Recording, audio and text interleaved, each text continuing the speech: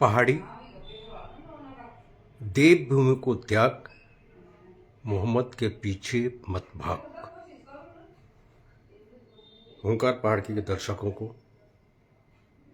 पहला सादर अभिवादन। विषय आज का पहाड़ी देवभूमि को त्याग, मोहम्मद के पीछे मत भाग। और इस विषय पर आने से पहले इस देवभूमि की एक संरचना आप तक पहुंचानी बहुत जरूरी है। उसके बाद आएंगे विषय पे। अनगणित प्राचीन मठ, ये किस राज्य की बात कर रहे हैं पहले उसको समझिएगा कि एक पृथक राज्य मांगा था जो आज उत्तराखंड है, उत्तरांचल में ला था और देवभूमि से कहा जाता है। पहले समझें, अनगणित प्राचीन मठ, मंदिर, तीर्थ स्थल और पौराणिक कथाओं से जुड़ी पवित्र गाथाएं मिलती हैं इस देवभूमि की। ठीक है, गंगा, यमुना, सरस्वती, ये जो पवित्र नदियां हैं, इनका उद्गम स्थल भी है देवभूमि, जिसे आज हम उत्तराखंड कहते हैं। इसका वर्णन आता है स्कंद पुराण में, और जितने भी ग्रंथ हैं वहां आपको देवभूमि का वर्णन जरूर मिलेगा। हम कोई कथावाचक नहीं हैं, हम कोई राजनीतिक विश्लेषक नहीं हैं। एक पहाड़ी हैं, ठेठ पहाड़ी हैं, पहाड़ की पीड़ा को समझते हैं और इसके विषय आपके सामने रखा है। तो स्कंद पुराण क्या कहता है इस देवभूमि के विषय में, पहले वो समझ लिया। यह मैं नहीं कह रहा हूं, स्कंद पुराण एक पवित्र ग्रंथ। विंध्याद्रि रुद्रे भागे, भागीरथ्याश्च दक्षिणे, योजनांच पंचाशत, कुरुक्षेत्रास्तु पूर्वतः, स्वर्गभूमि सा विख्याता, केदार मंडलम शुभम। समझ रहे हैं बात आप? ये स्कंद पुराण कह रहा है। स्कंद पुराण क्या कह रहा है कि विंध्याचल पर्वत के दक्षिण और कुरुक्षेत्र से पूर्व में स्थित 50 योजन तक 50 योजन तक ये केदारखंड का शुभ और पवित्र क्षेत्र स्वर्गभूमि देवभूमि के नाम से विख्यात है। समझ रहे आप? इस देवभूमि को दो भागों में बांटा गया है शास्त्रों में। एक है केदारखंड और दूसरा है मानसखंड। अब केदारखंड और मानसखंड की भी बहुत विस्तृत व्याख्या की जा सकती है, उसके लिए अगले एपिसोड में। केदारखंड में अपना गढ़वाल का क्षेत्र आता है और मानसखंड में कुमाऊं का क्षेत्र आता है, और ये है देवभूमि, जिसे आज हम उत्तराखंड कहते हैं। अब देखिएगा कि क्या स्कंद पुराण से लेके या किसी ग्रंथ में कहीं पर भी क्या कहीं मस्जिद, गुरुद्वारा का जिक्र है? नहीं है। और इसलिए आज ये विषय लेके हम बैठे हुए हैं कि वो देवभूमि जहां सिर्फ और सिर्फ मठ, मंदिर, तीर्थ स्थल की बात हुई है, वो देवभूमि है। पहले तो हमें समझें, बहुत आवश्यक है। और आज उस देवभूमि को क्या नजर लग गई है, अब आते हैं हम विषय पे। जो हमने कहा कि पहाड़ी देवभूमि को त्याग, इस देवभूमि को, जो अभी हमने आपको एक वर्णन बताया, क्या है देवभूमि, क्यों कहते हैं देवभूमि, क्यों कहते हैं इसे स्वर्गभूमि, जिसको आज हम उत्तराखंड कहते हैं। और ये समझाना इसलिए जरूरी था, ऐसा नहीं कि हम ही जानते हैं और आप नहीं जानते, लेकिन रिमाइंडर बोलते हैं ना, एक जो भूल जाते हैं उसको याद दिलाने के लिए, ये देवभूमि है मेरे मित्रों, देवभूमि उत्तराखंड। अब ये विषय क्यों लेके आए हम? ये विषय लेके आए हैं जो कोटद्वार में एक आग लगी हुई है, मोहम्मद दीपक। हमें ये नहीं मालूम कि ये युवा दीपक है या ये युवा वाकई मोहम्मद है। और अगर दीपक है तो मतलब देवभूमि के ही किसी देवदूत के परिवार में जन्म लिया होगा तो दीपक नाम पड़ा होगा। अब देवदूत क्या है, थोड़ा ये विषय जरा समझाना जरूरी है। देवभूमि क्यों कहते हैं साहब? क्योंकि यहां देवता निवास करते हैं इस उत्तराखंड में, इसलिए देवभूमि कहते हैं। और जिसको देवभूमि में जन्म लेने का सौभाग्य प्राप्त होता है उनको देवदूत कहते हैं।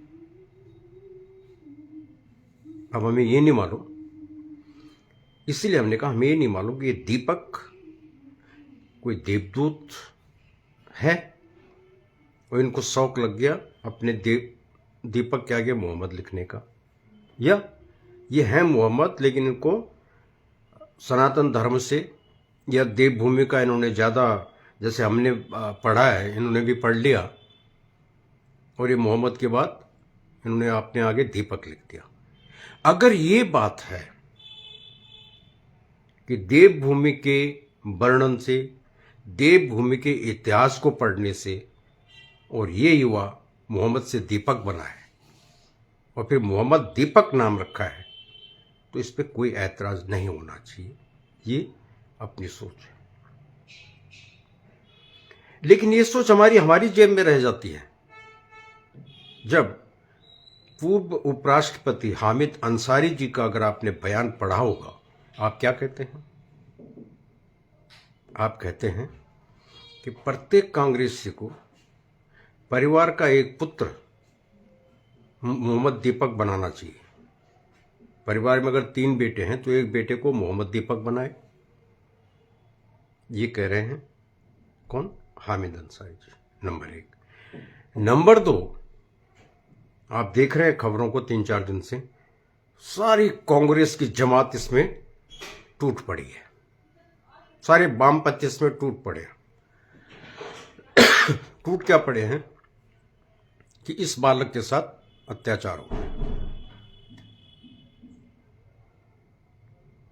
अगर ये नहीं टूट पड़ते, ये राजनीति का विषय नहीं बनाया गया होता, इसमें हामिद अंसारी जैसे महापुरुषों ने अपना वक्तव्य नहीं दिया होता, तो निश्चित है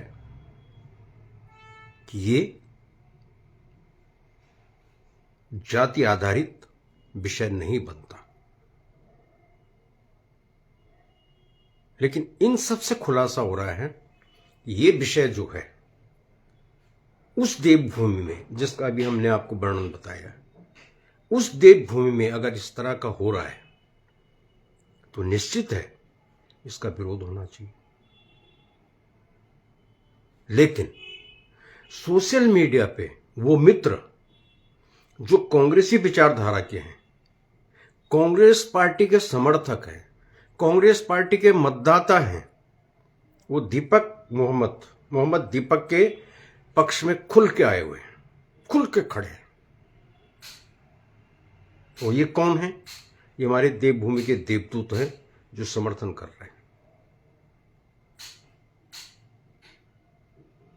क्या इस पे सोचा नहीं जाना चाहिए क्या हो रहा है इस देवभूमि में? हम ये नहीं कह रहे हैं कि इसका पटाक्षेप हिंसा के माध्यम से हो, कतई भी नहीं,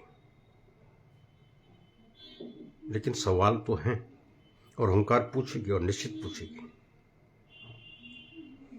ये जो डेमोग्राफी चेंज उधर हल्द्वानी से और मैदानी क्षेत्र में शुरू हुआ, आज वो कोटद्वार पहुंच गया, और उस कोटद्वार में जो गढ़वाल का प्रवेश द्वार है, और आज हालत इतनी हो गई है कि कोटद्वार में प्रवेश करने वाला प्रत्येक वाहन उसकी बहुत बारीकी से जांच की जा रही है। और क्यों की जा रही है जांच? कि कहीं इस पे उस वाहन में कोई बजरंग दल का तो समर्थक नहीं बैठा है, कोई बजरंग दल का कार्यकर्ता तो नहीं बैठा है। तो प्रशासन भी जिस हिसाब से इसको टैकल कर रहा है, ये बहुत विचारणीय प्रश्न बन गया है आज। क्या हो गया देवभूमि को? और दुर्भाग्य इस युवा पीढ़ी का, जो राजनीति के चक्कर में आज अपनी देवभूमि का महत्व ही खत्म करते जा रही है।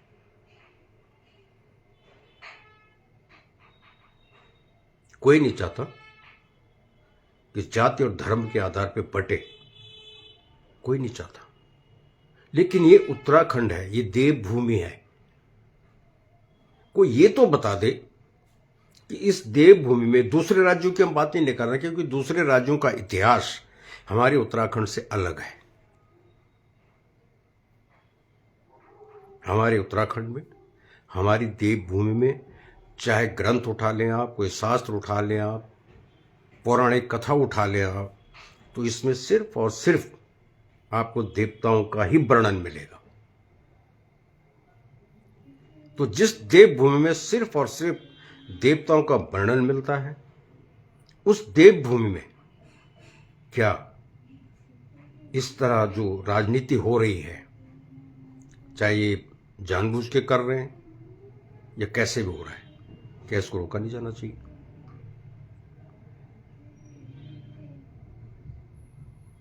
क्या ये जो परिवर्तन हो रहा है, डेमोग्राफी चेंज, क्या इस पर लगाम नहीं लगनी चाहिए? और ये जो युवा कूद कूद के इस युवा के समर्थन में आ रहे हैं, क्या इनकी गैरत खत्म हो चुकी है? कौन सी इंसानियत की ये बात कर रहे हैं? सोचा कभी कि आज तो ये हिंदू संगठन है, बजरंग दल हो गया, राष्ट्रीय स्वयंसेवक संगठन हो गए, ये आपको एक सही मार्ग पे ले जाने का प्रयास कर रहे हैं। आप उन पे उंगली उठा रहे हैं। और उठाने वाले कौन है? दुर्भाग्य से जिनका जन्म इस देवभूमि में हुआ, दुर्भाग्य ही कहेंगे, क्योंकि इनको सौभाग्य नहीं लगता। अगर इनको सौभाग्य लगता तो इसका पटाक्षेप पहले हो चुका होता। इस बालक को समझा के कि अगर आप मोहम्मद हैं तो अपना नाम मोहम्मद मंजूर रखिए, मोहम्मद अनीस रखिए, मोहम्मद हामिद रखिए, किसी को क्या ऐतराज है? और अब तो तकरीबन पूरे उत्तराखंड में काफ़ी अच्छी खासी आबादी मुस्लिम समाज की हो गई है। और आज नहीं, मैं अगर अपने पौड़ी जनपद की ही बात करूं तो कई गांव ऐसे हैं, कई गांव कि जहां बहुत पुराने समय से मुस्लिम परिवार रहते हैं। मेरे मित्र भी हैं, ऐसा नहीं है। तो ये अचानक, और ये जो परिवार रह रहे, अगर ना मालूम हो तो याद दिला दें, दुगड्डा से बामुश्किल 10 किलोमीटर के बाद, कोटद्वार से 10 किलोमीटर के बाद एक दुगड्डा जगह आती है। खुद दुगड्डा के नजदीक रामी गांव है, मुस्लिम आबादी वाला गांव है, और आज का नहीं है, आदिकाल से है। ठीक है, उधर सतपुली साइड में चलिए आप, उधर मुस्लिम गांव है। लेकिन इतनी उम्र हमारी भी हो गई है, कभी भी इन गांव में हिंदू मुस्लिम वाली बात आई नहीं। वो एक परिवार की तरह रहते हैं। अगर गांव में, जो फर्ज कीजिए कि एक गांव रामी नाम लिया हमने, और भी गांव हैं, उस गांव में जैसे शादी हो रही है बिटिया की और बेटे की हो, तो उसमें हिंदू भी शरीक होते हैं उस शादी में, और परिवार के जैसे गांव का होता ही है, जैसे हिंदू गांव में अगर शादी हो रही है तो हिंदू हिंदू जब जुड़ते हैं मिलते हैं, ठीक उसी तरीके से शादियां होती हैं। हिंदू शरीक होते हैं, भाईचारा है। तो ये अचानक मोहब्बत पैदा हो जाना, क्या ये शंका प्रकट नहीं करता, ये संदेह प्रकट नहीं करता? और इन युवाओं की आंखें कब खुलेंगी? एक तरफ तो आप कहते हैं कि राष्ट्रीय दलों ने उत्तराखंड का बेड़ा गर्क कर दिया है, और दूसरी तरफ आप उसी कांग्रेस के समर्थक आज आपने तांडव मचा रखा है। और तांडव भी कहां? गढ़वाल के प्रवेश द्वार कोटद्वार में। कहां जा रहा है अपना पहाड़, कहां जा रहा है ये उत्तराखंड? कौन बात करेगा? इनको तो राजनीति करनी है, इनको तो 2027 चुनाव आ रहे हैं, इनको तो किसी भी तरह से एक चुनावी हथकंडा बनाना है, कैसे बनाना है। ये जग जाहिर है कि उत्तराखंड में अगर डेमोग्राफी चेंज हुई है तो इसका श्रेय किसको जाता है? इसका श्रेय कांग्रेस को जाता है। और नेता का नाम हम नहीं लेंगे क्योंकि आप बेहतर जानते हैं, और कोटद्वार वाले तो बखूबी जानते हैं, चाहे पुलिस प्रशासन हो, चाहे नेता हो, चाहे समाज सेवी हो, सब जानते हैं कि कोटद्वार को इस तरह डेमोग्राफी चेंज करने में किसका हाथ है? कांग्रेस का है। नेता आपने तय करना है कौन नेता है। कौन बात करेगा इस पे भाई? हम बात करते तो भाजपा ही घोषित कर दिया जाता है। ठीक है, हर राष्ट्रवादी को भाजपा ही कहते हैं, हम तो डंके की चोट पे कहते हैं भैया, हाँ हम भाजपा ही हैं। लेकिन हम बार बार कहते हैं कि भाजपा ही से पहले, मतलब किसी भी राजनीतिक दल से कार्यकर्ता होने या समर्थक होने से पहले इतना ध्यान रखिएगा, हम पहाड़ी हैं, उत्तराखंडी हैं, और गर्व होना चाहिए हमें। उसके बाद जिस पार्टी के, जिस राजनीतिक दल के आप समर्थक हैं, उस पर चलिए। तो आज की इस लाइव के माध्यम से सिर्फ और सिर्फ अपनी देवभूमि के देवदूतों से यही निवेदन है कि राजनीति के कुचक्रों में मत फंसी, प्रशासन को निपटने दीजिए। कैसे निपटते हैं ये जो चल रहा है कोटद्वार में? राजेश बेटे, आपने कहा था ना कि मैं कुछ नहीं बोल रहा, कुछ नहीं लिख रहा, तो मैंने लिखा नहीं, इसलिए उचित समझा कि आज लाइव के माध्यम से आप लोगों के बीच आया जाए।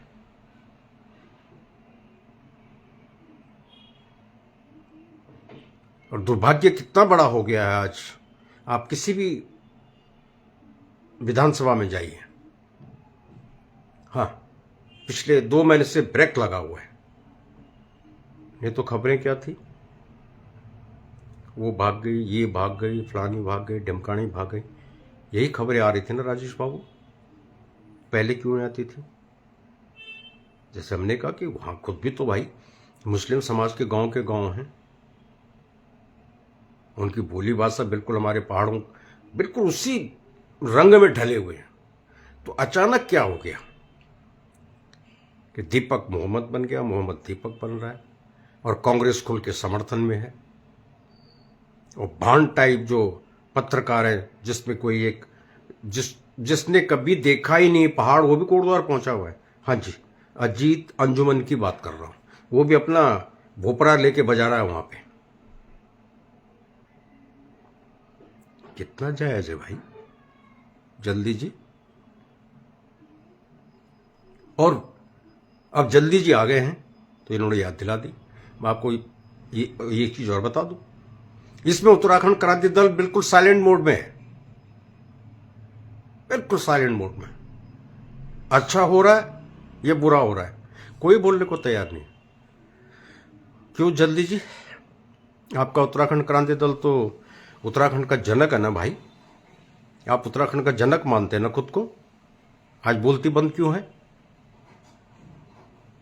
गलत है तो बहिष्कार कीजिए, और सही हो रहा है तो खुल के आइए मैदान में कि नहीं चलने दो, जो कांग्रेस की नीति है वो नीति हमको पसंद है। और इस कांग्रेस के कर्णधारों की तो क्या गिनती करें हम। हमने एक पोस्ट में बकायदा एक सुंदर सी फोटो लगा के डाली भी थी। जो एक कर्णधार है ना, ये बीज बोने वाले, इस देवभूमि को दैत्य भूमि में बदलने वाले, ये यही कांग्रेस है। और इतना अच्छा मौका है जदली साहब आपकी उत्तराखंड क्रांति दल के लिए कि सबको एक बनाएं, सारे दलों को मिटा दें, एक दल बनाएं और उत्तराखंड की अस्मिता को बचाने के लिए आ गए हैं। नारेबाजी से नहीं होगा, जल जंगल जमीन बचाने निकले हैं जी हम। और हमने एक सवाल किया था जल्दी जी, आप जुड़े हुए, बाकी तो जुड़ते भी नहीं है। उत्तराखंड क्रांति दल के अनेक बड़े से बड़े नेताओं से मेरा परिचय है, अच्छा परिचय है। एक तो ऐसे हैं कि आपने देखा होगा कि वो अपना ही शरीर पे बैनर लगा के और एक भोंपू पकड़ के चिल्लाते रहते हैं। बहुत अच्छे मित्र हैं मेरे। हिम्मत नहीं जुटाता कोई गणनरेश के साथ बैठ के लाइव में आकर के बात करें। क्यों नहीं करते भाई, क्यों नहीं करते? इसलिए नहीं करते, ये भी जानते हैं कि हम पार्टीवाद की बात नहीं करते, हम पहाड़वाद की बात करते हैं। और पहाड़वाद पे वही बात करेगा जो हकीकत पे ठेठ पहाड़ी होगा। जिसको स्वार्थ है, लेना है, देना है, कमाना है, वो पहाड़वादी नहीं हो सकता। वो यही होंगे, राजनीतिक एक झुंझुना उठा के नाचते रहेंगे। जिस कांग्रेस को आज पूरा देश अलग थलग कर चुका है, दुर्भाग्य देखिए उस कांग्रेस की उत्तराखंड में इतनी इज्जत, उस कांग्रेस के काले कारनामों से जानते हुए भी और जिंदाबाद। शर्म आनी चाहिए इन युवाओं को कि जो आज बजरंग दल जैसे हिंदू संगठनों पे उंगली उठा रहे, उनको पता नहीं क्या क्या बोल रहे। और अपना योगदान बताइए, आपका योगदान क्या है? कोटद्वार की अगर मैं बात करने लग जाऊं ना, कोटद्वार में जो माहौल बन चुका है, तो ऐसा नहीं कि कोटद्वार में मेरे रिश्तेदार नहीं है, मेरे खास रिश्तेदार भी कोटद्वार में है। मैं ज्यादा दूर का नहीं हूं, कोटद्वार का ही है। तो अगर मैं कोटद्वार की कलई खोलने लग जाऊं तो सब विचलित हो जाएंगे, बता रहा हूं मैं आप लोगों को। इसलिए इतना ही बता रहा हूं कि ये जो एपिसोड पैदा किया गया है, और इसमें पता नहीं अपनी धाकड़ धामी सरकार की पुलिस प्रशासन को क्यों नहीं खबर, इनके एलआईए को क्यों नहीं खबर कि सारा जो करतूत है वो ना भी चाह रहा होगा, उसको पैदा कर दिया आपने मोहब्बत बना के। कौन है इसके पीछे? क्या हमारा पुलिस प्रशासन नहीं जानता? इसके पीछे कांग्रेस है।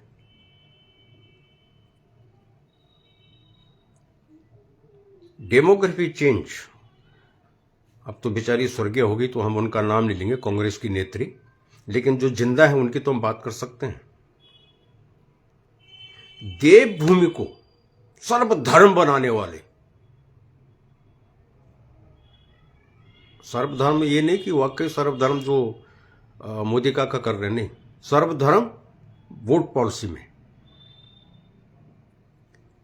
महामानव हरीश रावत जी ये दूसरे नंबर पे थे। उनके साथ जो इनकी नेत्री एक स्वर्गीय हो गई है, उनकी प्रमुख भूमिका थी। और चलिए ना हल्द्वानी, उधम सिंह नगर, और देखिए फिर कितना डेमोग्राफी चेंज हुआ है। अब एक नए मसीहा प्रकट हो गए, गणेश गोदयाल साहिब, हरक सिंह रावत साहिब पलटी मार हैं। जब इनको लगता है कि कुछ कमाना है तो इनका हिंदुत्व जाग जाता है, इनकी पहाड़ियत जाग जाती है, और ये उल्टा भगवा में आ जाते हैं। और फिर जैसे वो कीड़ा पलटी मारता है, फिर अपनी कांग्रेस की राह और चल दिए देवभूमि को बर्बाद करने के लिए।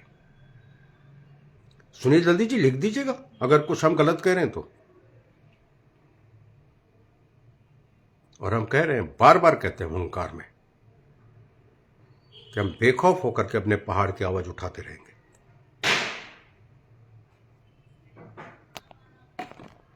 हाँ, एक अनुरोध हम आपसे करते हैं और बार बार करते हैं, वो ये अनुरोध ये रहता है कि भाई कुछ नहीं कर सकते ना आप लोग, नहीं बोलना चाहते।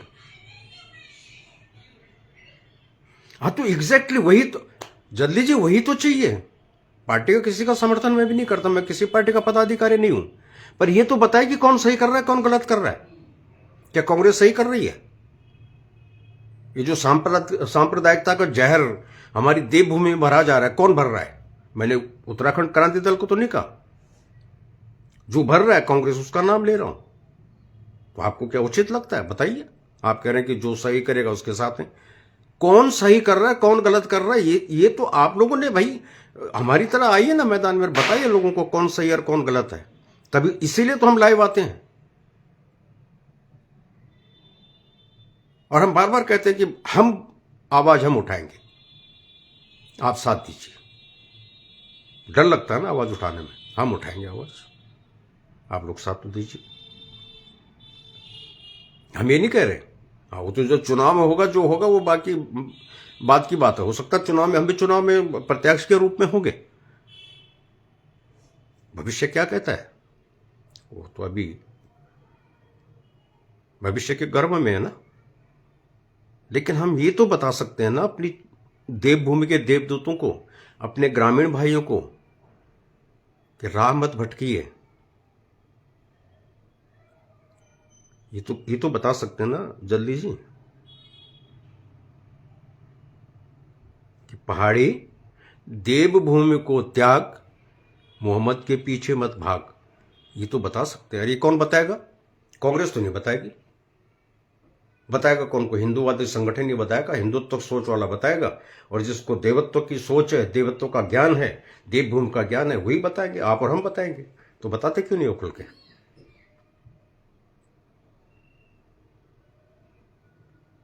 कई मित्रों ने कहा था कि ठीक है आप इस विषय पे आइए, और आज उन्हीं मित्रों को मैं देख नहीं पा रहा हूं।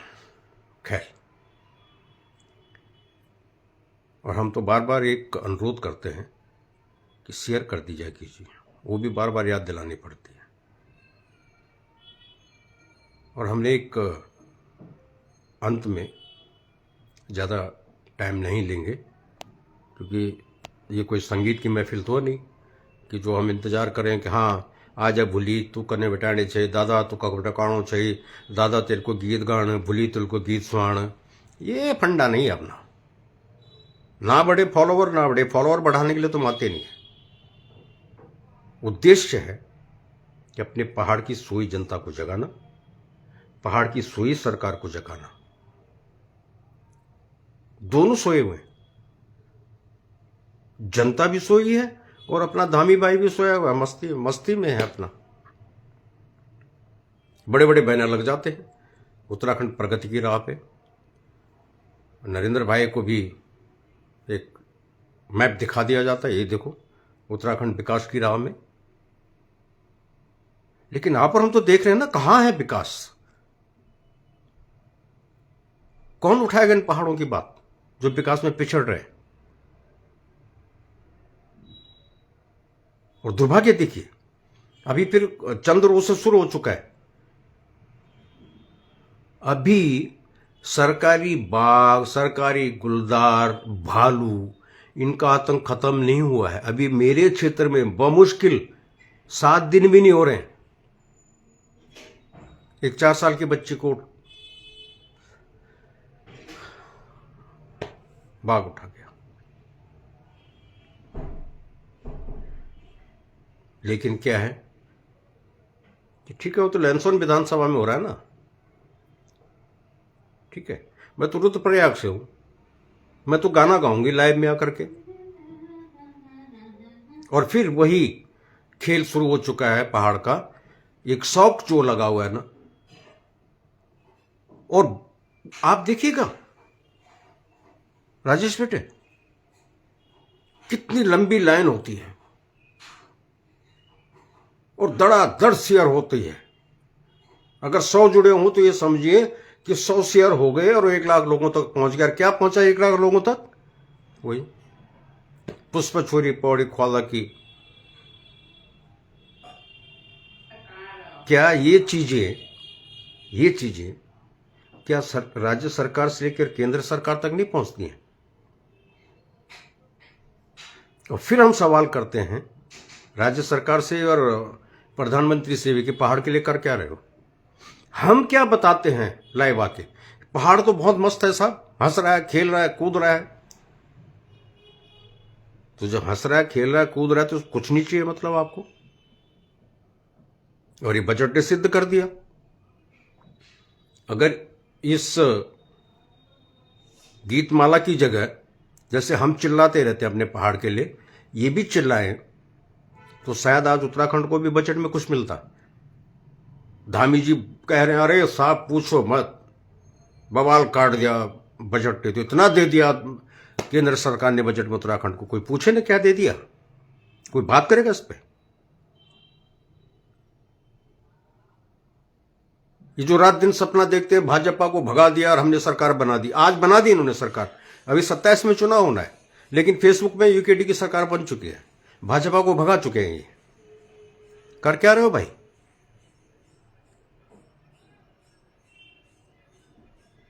लैंसोन विधानसभा के अंतर्गत एक जयरीखाल क्षेत्र आता है और जंगल काट के 5 स्टार होटल बन रहा है। सुना कभी किसी भी दल ने इस पे बात की हो? क्यों नहीं करते भाई? किसी की बपौती थी क्या वो जमीन? सरकार की थी क्या? और फॉरेस्ट की जमीन सरकार की कैसे हो गई? क्यों नहीं आवाज उठाई? नहीं उठाएंगे, राजनीति करनी है, मुद्दा चाहिए इनको। वो राहुल बाबा की तरह भारत यात्रा, न्याय यात्रा, फलानी यात्रा, ढिमकानी यात्रा, और उसी भी राजनीति करते रहेंगे और कुछ नहीं। बर्बाद हो रहा है पहाड़, होते रहिए। किसको चिंता है? किसी को पहाड़ की चिंता नहीं है।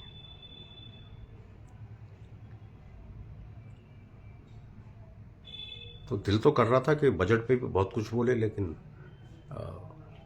हमने कहा ना कि ये गीतों की महफिल तो है नहीं कि जो हम इंतजार करेंगे वो जुड़ेगा, ये जुड़ेगा, वो जुड़ेगी, वो गाना गाएगी, मैं सुनाऊंगा, वो सुनेगा। ऐसा तो होना नहीं है। मतलब की बात करनी थी, मतलब की बात आपसे कर ली। और इसकी बात जितने भी मित्र, मेरे पहाड़ के मित्र इस लाइव को देखेंगे, तो एक ही अनुरोध है कि इसको जो देवभूमि का दर्जा प्राप्त है उसको ध्यान में रखते हुए इसको देवभूमि बनाने में अपना सहयोग करें। इसको देवभूमि को देवभूमि ही रहने दें। मत पड़े इन राजनीतिक पार्टियों के चक्कर में। और विशेषकर कोटद्वार निवासियों को बहुत होगी राजनीति, बर्बाद कर दिया हमने पहाड़ इन राजनीतिकों के पीछे चल चल के। तो वक्त है, और ये बहुत अच्छे समय पे ये मुद्दा उठाया कोटद्वार में, तो सबक लें मेरे पहाड़वासी, सतर्क रहें। अभी तो बहुत कुछ होगा, तो 2027 चुनाव की घोषणा होते होते पता नहीं क्या क्या होगा। और नहीं सुधरे हम, इसी तरह जैसे अभी पढ़ने को मिल रहा है सोशल मीडिया में कि मोहम्मद के समर्थन में भीड़, गलत है सही है कोई लेना देना नहीं, बस हमें तो पार्टी का आदेश है, हमें तो हमारे लीडर ने बोल दिया है, समर्थन करना है, आगे बढ़ना है। तो या तो विकास पे उंगली मत उठाइए या खुद को सुधारिए, पहाड़ी बनिए, पहाड़ियत के साथ, पहाड़वाद के साथ। यही कहना था आज, और कह के रहेंगे और बार बार कहेंगे। जय बाबा बद्री केदार।